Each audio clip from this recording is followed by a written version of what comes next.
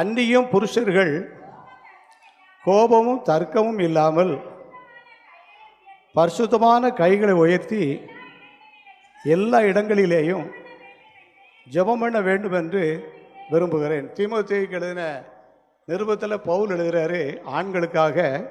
ஆண்கள் மட்டும் வாசிப்போமா? 1 தீமோத்தேயு 2வது அதிகாரம் 8வது வசனம்.